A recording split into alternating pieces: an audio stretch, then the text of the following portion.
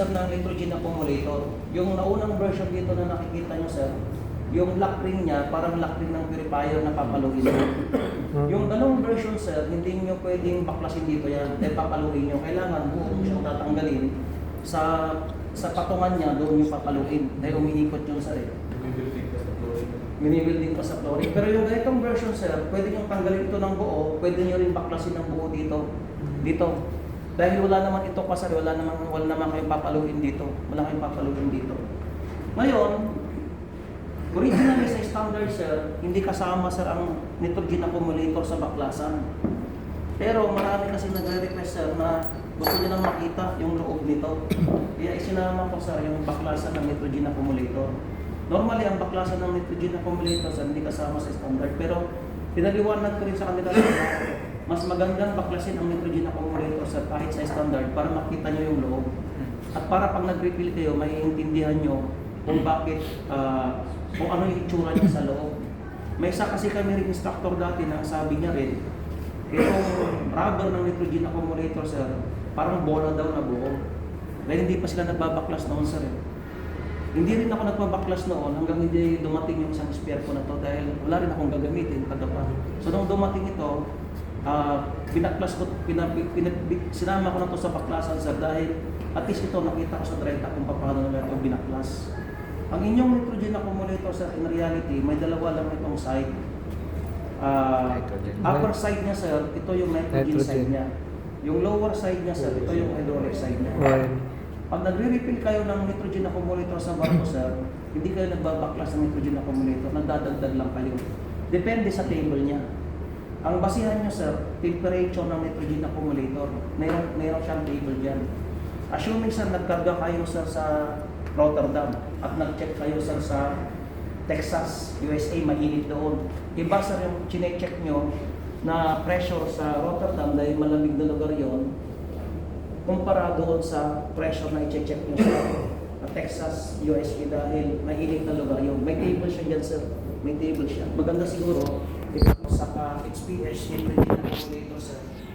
Nakatutok sir yung both pressure and temperature namin. Makita nyo sir, ito temperature sensor ito. Ito naman pressure gauge namin. Kunwari sa 28.4 na to, dapat malaman namin sa 28.4 itong 13.7 sa 13.66 na to, pasok sa table niya.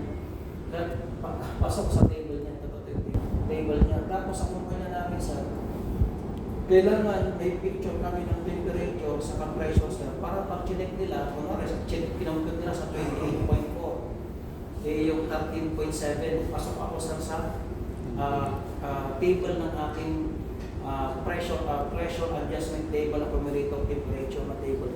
Ay, sabi mo sir, mag-interpolate na lang pag in between. In between. Nagkataon kasi sir na as per instruction manual, 10 degrees ang nakikita nyo dito. Pero yung mga tropa sa barko sir, pagpunta nyo sa barko, siguro nakagawa na sila ng Excel. Na yung Excel na yun sir, hindi na yan. Ang sabi ko sa inyo sa sa introduction natin is compensator. As compensator sir, ang trabaho niya to ensure magkaroon kayo ng stable pressure sa inyong ECU at all times kahit gaano kabilis ang operation ng booster pump nyo, suspension actuator nyo, PIBA, alpha lubricator nyo. Ngayon, bakit nyo kailangan ng nitrogen accumulator? In reality, ang liquid kasi sir, like your hydraulic oil, hindi yan self-compressible. Hindi siya self-compressible sir, hindi siya self-compressible. Kaya ang purpose nito sir, ito yung para siyang bubble. Continuous man sir yung gamit na sir, para nagiging spring ang purpose nito, shock absorber niya. Ngayon, pag naka-finish with engine kayo sir, naka-finish engine kayo, ang shape nito, ball shape ito, pag naka-finish engine kayo, bakit sir? Meron kayong, may mini-maintain kayong pressure dito ng nitrogen accumulator nyo. Pero pag finish engine, wala kayong tumatakbong HPS pump, both motor sa engine driven. Zero to dapat. Kung may naiwan man, meron konti, pero normally wala kayong tumatakbong hydraulic unit pagka finish with engine. So, since may nitrogen pressure kayo, wala kayong hydraulic pressure, ball shape ito. Ang nagme-maintain na ball shape ito, yung pressure ng nitrogen nyo. Like zero ang pressure nyo dito sa baba, sa hydraulic side nyo. Pag may pumindot ng standby button sir, tatakbo yung dalawang motor-driven SPS pump nyo to produce hydraulic pressure as per setting niya. Pag tumakbo na yung hydraulic pump nyo dahil nagpo-produce siya ng hydraulic pressure, may nitrogen pressure kayo dito, pero since mas malakas ang pressure ng hydraulic side nyo, di ba hindi naman siya bibigla sa setup ko eh. Dahan-dahan siyang tataas yung pressure sa hydraulic side. Habang tumataas yung pressure sa hydraulic side sir, tinatalo ng hydraulic side nyo yung nitrogen side nyo dito. So, ang nangyayari, nagbabago ang shape nito. Pag may pumindot ng standby button, dahil tumatakbo na ang inyong motor-driven SPS pump, nagbabago yung shape nito. At continuous itong magbabago ng shape. Hindi dahil na-reach nyo na sa yung set point pressure nyo sa ng hydraulic oil nyo. Continuous na magbabago ng shape sir, hanggang yung pressure ng nitrogen side nyo sa hydraulic side nyo magiging equal. Paano siya nagiging equal? Di ba sir, habang kinocompress kasi sir ng hydraulic side nyo itong nitrogen side nyo, nakocompress siya, yung pressure, yung volume lumiliit pero yung pressure tumataas yung pressure nyo. So ang nangyayari sir, nagbabago yung shape nito. Titigil lang siya sa pagbabago ng shape sir pag yung pressure ng nitrogen side nyo sa hydraulic side nyo equal.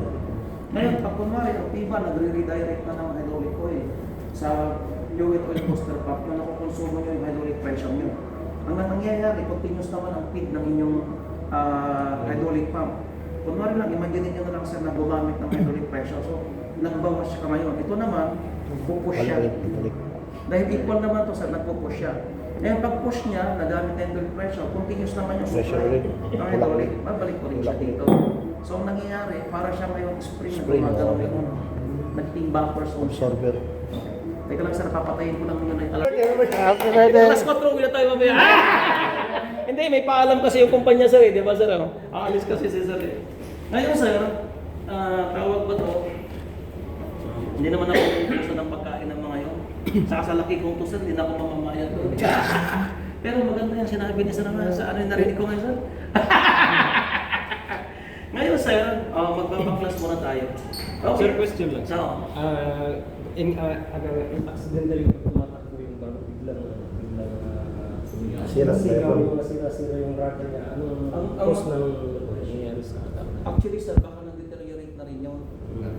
Pero ang isang reason kung bakit nasisira ang rubber nito sir, is nagkarga sila sir nagkarga sila ng nitrogen sir na hindi naka-zero pressure yung hydraulic side. Kaya na-overpush siya pataas. Pag nagre-refill kayo nito sa finish with engine. Meron kaming isang big experience kasi sir, hindi sa kumpanya namin. Ang ginawa lang kasi nila sir is that nag-refill sila ng nitrogen, sabi nila. Ngayon, pag alis na sir, hindi na sila nakatakbo hindi na gumana tong ECU nila sir. Erratic na yung movement nila. Nung binaklas sir ito, ng nitrogen accumulator, lahat sir ng rubber nila punit. Dahil nung nag-refill sila, ang sa paliwanag sir is, tawag ba to, hindi nila na zero pressure yung hydraulic side. Kaya kailangan sir, 420 sarado, 421 sir, open, dahil drain valve niya. Tapos yung minimum is 455 sir, ito yung measuring point sa hydraulic side, dapat zero ito. Zero ito. Ngayon sir, kung may pasok, mayroon kayong ito may gates. Sana ba ito yung valve dito? Yan ang standard. Yes sir, oo. Ngayon, isa pa sir, dito sir, nung pinon ko to, naka-zero pressure agad ako dito. Pero actually sir, ito sa actual na barko, hindi kayo magsi-zero pressure ito. May positive pressure ang engine room palagi. Kaya ito, palagi nyo makikita, 0.01, may atmospheric pressure kayo eh. Ngayon, pag hindi siya zero sir, ang gagawin nyo lang, ito, before nyo ikabit sir ha, ito na-ikabit ko na kasi. Pero walang problema dito dahil zero palagi. Nakita niyo ito itong up or zero adjust button na ito. Huwag mo lang pindutin mo ito, huwag mong bibitawan. Pag bumalik na yung reading niya, zero na yan. Ang engine room nyo kasi sa kaya pag inon nyo, hindi ito palagi naka-zero, naka 0.01 kayo dahil positive pressure ang engine room. Especially sa tanker sir, assuming mag-leak kami ng kargada. Pag negative pressure ang engine room namin sir, may tendency na higupin niya. Oo, yung kailangan positive pressure talaga. Ngayon, normally 420, close nyo dahil inlet valve kasi yan sir eh. High pressure inlet valve ang 420, ang 421 sir, drain valve yan. High pressure drain valve yan. Ngayon, ang ginagawa ko para sigurado zero pressure sa aking HCU, assuming Yun, zero na. nitrogen accumulator Drain ba? ngayon, kung may schedule namin ngayon, pumara kami ngayon. Pabubuksan ko na to, sir, sarado ko na to, pabuksan ko na to. Pero bukas ko pa ipapagawa para sigurado wala siyang pressure.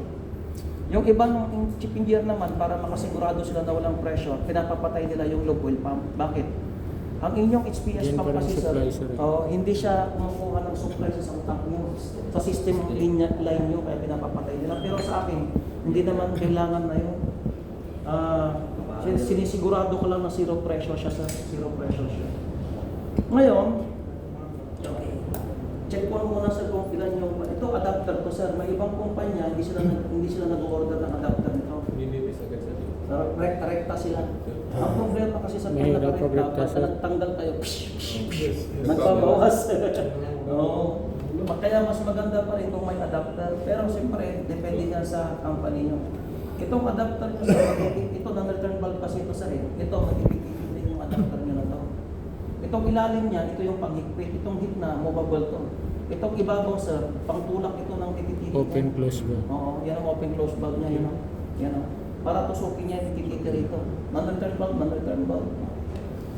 Ngayon kasi ito, sa kunwari, nakatusok na yung tititi niya, tapos pinagit nyo, sisingaw kayo. Sisingaw kayo.